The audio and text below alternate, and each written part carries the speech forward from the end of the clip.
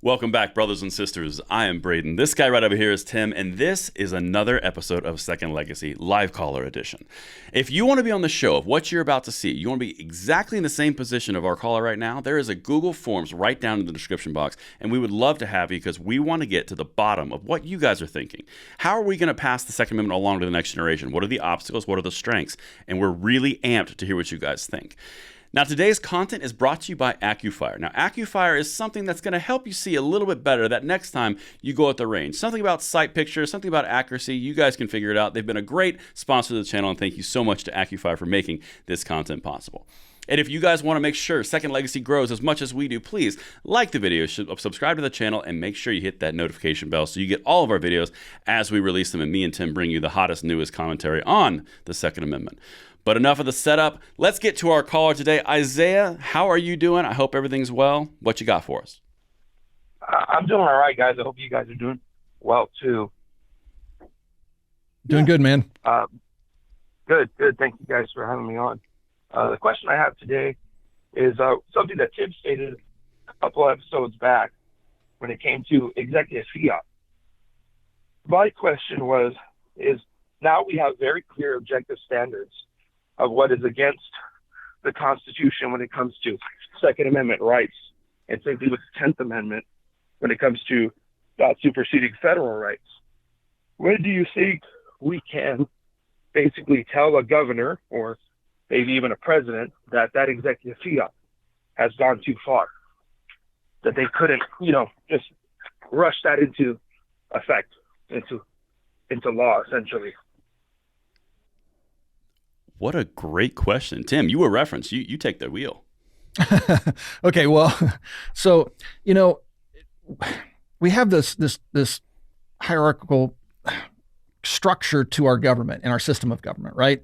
So you're going to have the feds, and they have the supremacy clause, right? And then you have the states. The states are supposed to be autonomous, but whatever laws they passed, they still have to conform with federal law, right? Or federal protections as enshrined in the Constitution and Bill of Rights.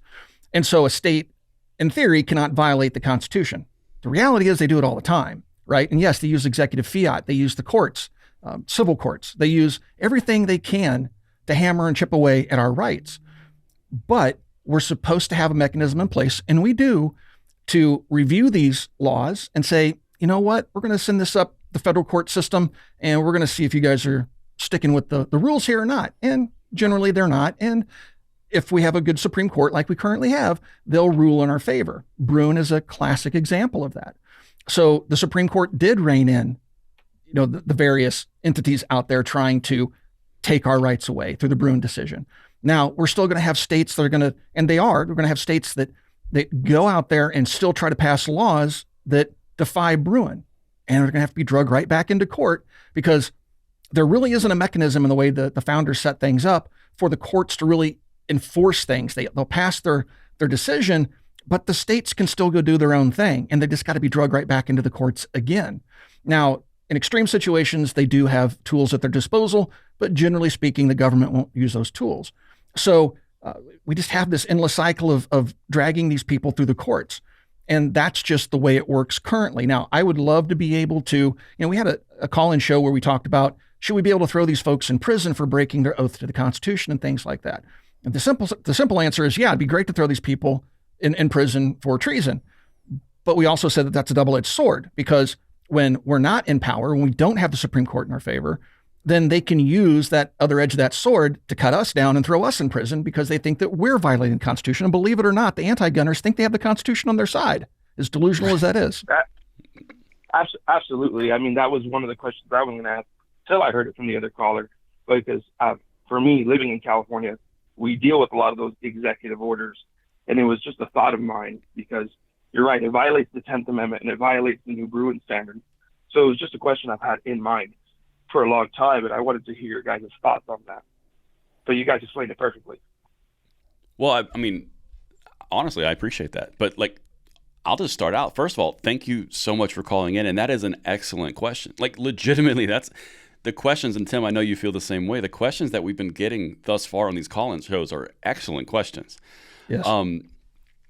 I think that there's something here that's a longer term play as well, right? So Tim just set it up and nailed it. That's the system of government that we have. There's lots of checks and balances. That's the entire system. But something that is sometimes forgotten is, in order to have that checks and balances, you have to have the overstep of one branch or the other.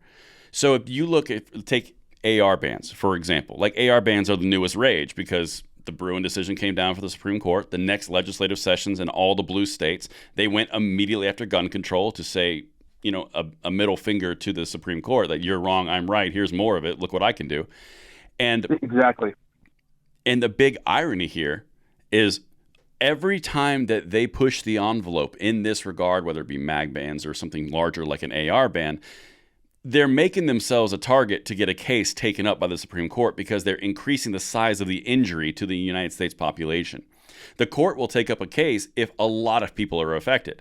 If the court sees that 10 people are affected, they're not going to take that case up. In this scenario, the more AR bans that they pass and the more that they talk about it and the more they become law, that generates more lawsuits. The more lawsuits that come out, the Supreme Court says, this is affecting 9 states, which takes up around 35 million or 35% of the population. We need to talk about this. And that's when they lose even further. So the interesting piece is the executive fiat is something that they use consistently because the legislative is not on their side. They cannot get the bans that they want done, so they go through the executive branch and they have the ATF redefine some definitions, and therefore now it falls under the Gun Control Act of 1968, and then we change this definition, and now it's under the National Firearms Act. It's all a game. It's all a shell game, and they're going to keep on doing it until the Supreme Court continues to shut down everything that they've done. So it's kind of like they go after one door and it works for 5 years, and then the Supreme Court shuts it down. They go after another door, and eventually they're going to run out of doors. And in my own opinion, the AR bans is a perfect example of running out of doors, because once they get shut down on AR bans, you're going down the road of, okay, well, now what are we going to do? We're going to do ghost guns. Well, like 4% of the population knows what a ghost gun is, and it's a term you made up.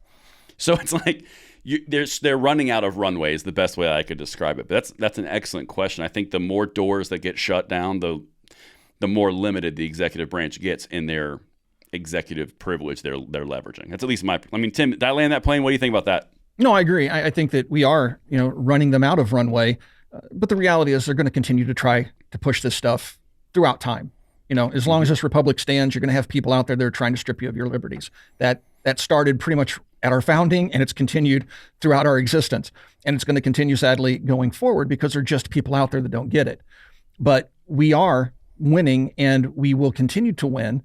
And we just have to be able to be nimble and fight on the different battlefields that they present to us, because when they can't win legislatively in the federal system, then they go to the states and they try to do it legislatively in the states. When that doesn't work for them, then they take it to civil court. They're trying everything they can. And then, of course, executive fiat, where you just rule by executive decree. But they're trying everything they can, and that is a sign of desperation. When they give up on trying to pass things at the federal level, and they start doing all these crazy shenanigans in the various states through the courts and otherwise, that is a sign of desperation. That should be a good indicator to us that our strategy is winning and theirs is losing. So I want to thank you again, Isaiah, for calling in. It was an outstanding question. If you guys would like to be part of the show, again, there is a Google Doc down in the video description below. Please fill that out and join us here, on the live call-in segment. We look forward to having you. Thank you for watching, and we'll talk to you guys soon.